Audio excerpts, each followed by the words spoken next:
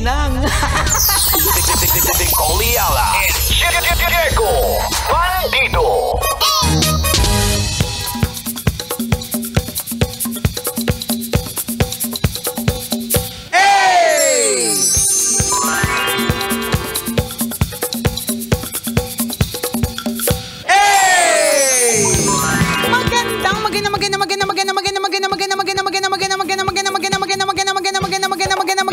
Magandang tanghali, kumikinang na ulo, Diego Bandido!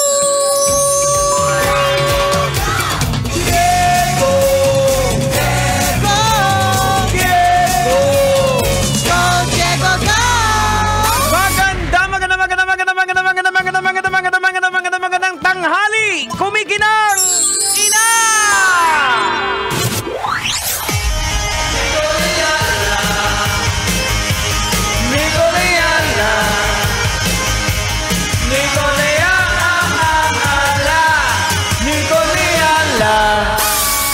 Shoutout sa lahat ng mga boss natin! Gusto lang namin batiin ng isang bonggacious na happy birthday ang pinakapoging boss sa balat ng Maynila! Yan, syempre, walang ibang boss namin! Hey, Sir Juan! Sir Juan Elizalde, happy birthday! Happy birthday, boss! Alam mo, lagi kong sinasabi doon to kay Boss Juan just in case nakatutok siya sa atin ngayon. Sir, I remain loyal to you, sir! Ayan!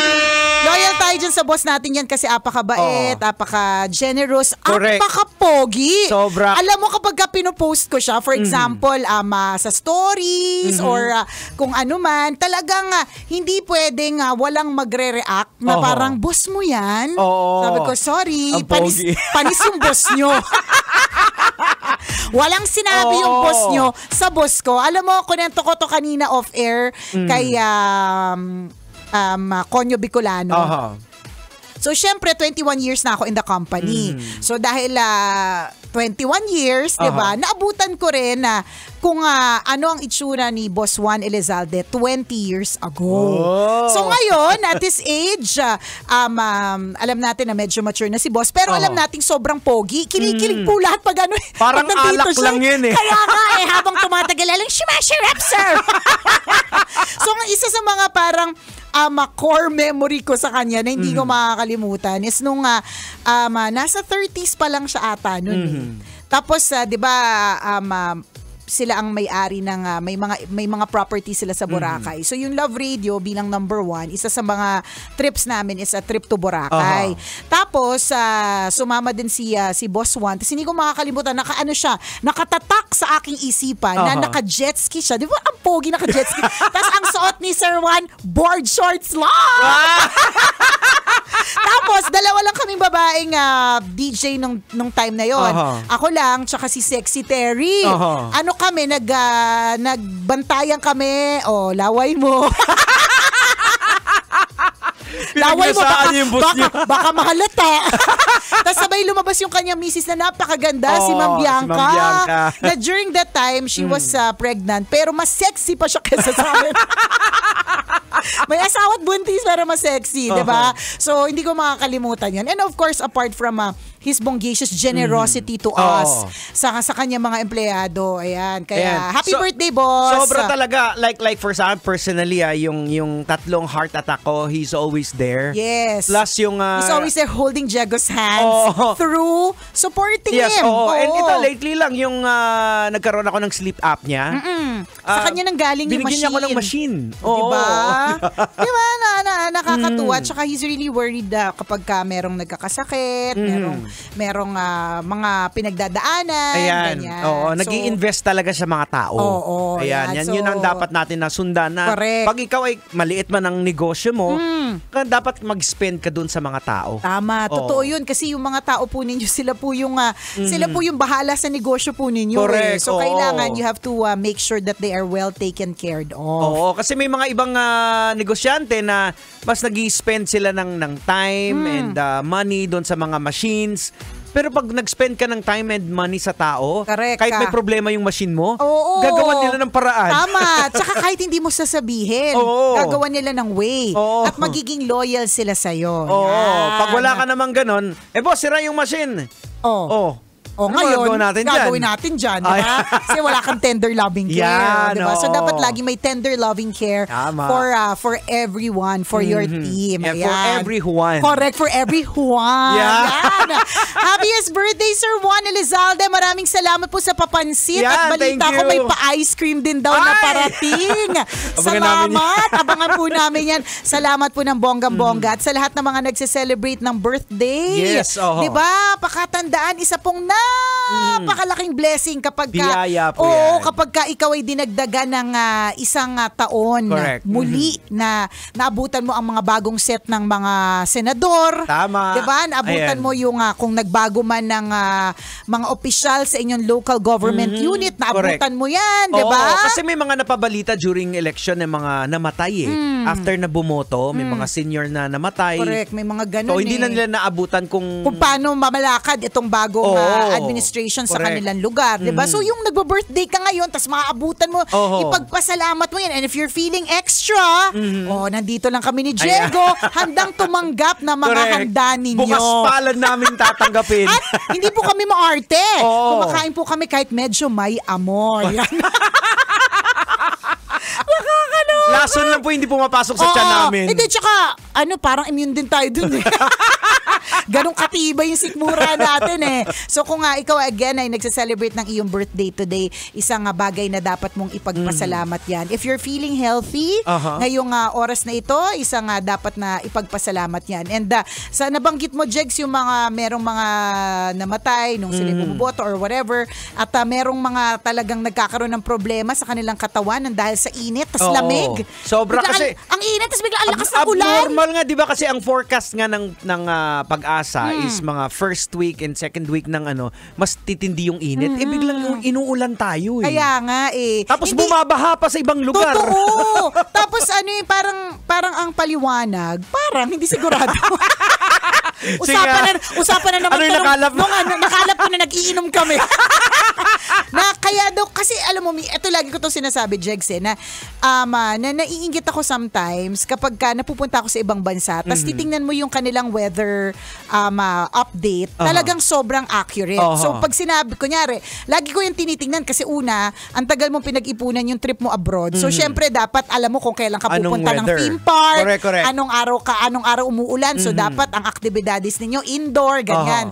So nakikita ko talaga dun, kunyari, pag sinabi niyang 1 p.m. uulan, 1 p.m. talagang Talagang uulan. uulan siya. As in talagang, basic talagang, nakasulat 1 p.m. Pag sinabing 75% chance of rain, may rain talaga. So mapaghahandaan mo talaga kung magbuboots ka ba, magchichinelas o magdadala ng payong. Dito kasi parang iba-iba siya. Like kahapon talaga, sobrang init. As in ang init nung may bago tayong parating, 'di ba? Yung spicy opa natin. So, yung spicy opa natin, pinakilala ko dun sa isa nating kasamahan na DJ sa ibang probinsya. Tumatakbo kaming dalawa kasi ayaw namin naiinitan kami kasi nananampal yung init. Tapos pumunta lang kami saglit dun sa isang lugar para magpa-check up ng mata. Paglabas namin yung ulan, yung galit. Ano nangyari?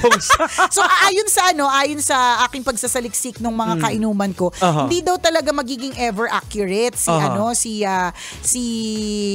Pilipinas dahil tayo ay check ko mamaya. Dahil tayo ay isang archipelago. So iba-iba isla-isla pulo-pulo. So, kaya nga, di ba, usually pulo-pulong pag-ulan, di Ayan, ba? parang ganon. So, hindi talaga siya magiging eksaktong accurate. Unlike pag, Singapore na isang lang siya lugar talaga. So, pag sinabing uulan. Pag sinabing mainit talaga. Ganon. Ay, siguro, ayon din sa pananaliksik sino naman yan? Sino naman mga kausap mo na nananaliksik ka? Yung mga umaakit sa niyog. Ano daw sabi? Tingin ko, kaya siyang i-forecast kung mag-spend ka talaga ng pera. So ang sinasabi mo ay yung halimbawa, equipment. lugar ng Pasay. Para sa Pasay lang. Sandali. Ang sinasabi mo ba, Jegs, ganito? Yung binibiling equipment ay substandard ka na sabi ko. Hindi naman. Hindi, kasi bakit? Kulang yan. Kulang yung budget? Paano nagkulang? Tingin Bakit? ko kasi Bakit? sobrang high-tech na kasi sa ibang bansa talaga. So baka naman pwede nating i-upgrade. Oo. Actually, parang naaawa nga ako sa mga sa mga yung sa Pag-asa pag nagfo-forecast sila. Parang alam mo lumalabas sila. Ano paano? Hindi ba parang hindi sila naaalagaan. Tapos ang daming mga weather forecaster na nag-resign. 'Di ba? So wala lang, so panawagan lang namin. Oo, baka naman para mas accurate, 'di ba? Ito na ba yung araw na kailangan natin lagyan ng pabigat yung mga bubong natin or hindi muna tayo papasok kasi may matinding ulan na dadating hindi pa natin napapaayos yung mga bubong natin para magsasalok na tayo ng balde. Tingin ko kasi sa ibang bansa, talagang kung may bagong technology, kahit gumagana pa yun, papalitan nila ng bago Sa atin, hanggat gumagana at bago pa naman, sa bagay, no? Saka na yan. Sa bagay, gets naman natin kung ba tayo ganun Kasi tayo mismo sa bahay natin pagod na electric fan. Hindi pa natin tinatapon. Sa isang direksyon na nga lang siya umiikot. Gumagana pa. Gumagana. Pumapaling-paling lang siya sa kaliwa. Gumagana pa yan. Okay pa yan, di ba? Nangihinayang tayong bitaw. Siguro gano'n. Ewan ko, kultura. Natin talaga na. Kultura din natin. Alam mo, nakakalungkot yung ganyan kasi parang dahil sanay tayo sa hirap. So, mahilig tayong magtiisin na lang.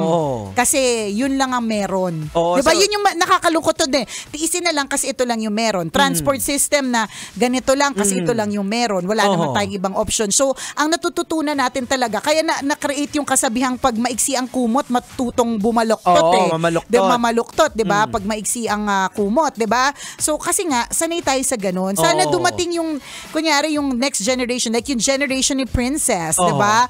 Generation ni Prince na ma-enjoy nila yung sobrang gandang transport system, yung matuwa naman sila sa bansa na meron sila. Kaya maraming nagsasabi na pag-iiwanan tayo dahil nga okay pa naman yung mga, halimbawa, release natin, okay pa naman. Kasi in fairness talaga, Jex, bilang isang Pilipino, okay pa naman kasi talaga Kasi ano pa naman, hindi naman tayo ganun kayaman unlike sa ibang bansa. Di mo sure. So, anong ibig mong sabihin? Wala! Anong narinig mong chismis? Hindi, wala! Silent lang ako. Silent lang tayo, di ba? Kasi alam mo, ang yaman ng Pilipinas, siguro sa natural resources talaga, pakayaman talaga natin. Or, hindi lang properly distributed yung yaman. Okay, next topic! Bakit? Bakit, Nicoliana? Joke! O, di ba? Doon na lang po tayo sa sa mga bagay na hindi delikado ang ating buhay. Next topic. Hindi, pero sana that's my wish na yung mga susunod na henerasyon sa, di ba, sa mga yung mga anak natin at yung magiging anak na mga anak natin, di ba, yung maramdaman nila na hindi ko kailangan pumunta sa ibang bansa para ma-enjoy ang isang transport system na maganda. Kasi for example sa Japan, although kasi yung Japan naman parang ang tagal na kasi nilang ginagawa, nakapag-urban planning talaga sila. Hindi kasi kahit maayos pa yung technology nila, nag-a-advance sila mag-isip Kaya nga, di ba, kaya nga may Japan surplus. Kasi kahit na bago pa, binabato sa mga taong tulad natin na pwedeng saluhin. Obsolete na yan kasi may bago na. Correct, ganyan. Di ba? Pero kasi, kunyari sa Japan, maski CEO maski yung mga tipong Boss Juan Elizalde, magta-train. Correct. Kasi ganun siya kabilis, ganun siya ka-efficient. Practical talaga diba? siya. Kaya natutuwa din ako kahit na minsan nagta-traffic sa iba't ibang mga lugar. Kapag may mga tinatayo na parang mukha siyang isa na namang extension ng mga trains, ganyan. Kasi nagkakaroon ng improvement. Ayan. There is hope in the Philippines. Correct. Wag po tayong mag-alala, di ba? Maabutan ba natin yun? Sana! Yung next generation, hindi ko sure dyan. Hindi ko sure. Actually, pero ngayon undergoing na yung subway train mahaba na rin din ang dredging na nagawa nila. Mahaba na rin din Well, hopefully. Hopefully, maabutan natin. Oo, diba? Tapos isa pa sa mga ngayon nakalatag na mga project yung papuntang Bataan, yung galing dito na sa sa dagat na parang 30 minutes na lang. Papuntang Corregidor? Oo, parang ganon. Oo. 30 minutes na lang daw? Parang ganon, tulay. Pero, ewan ko kung naumpisa na nila. Hindi imposible. Wala na kayong tubig. Pwede natin takbuhin. Hindi yung dinadaanan papuntang Corregidor. Parang wala ng tubig. So parang hindi magulat. Parang pwede. Yung mga tipong maratoni na nagmamarathon talaga. Takbo-takbo na ng koridor.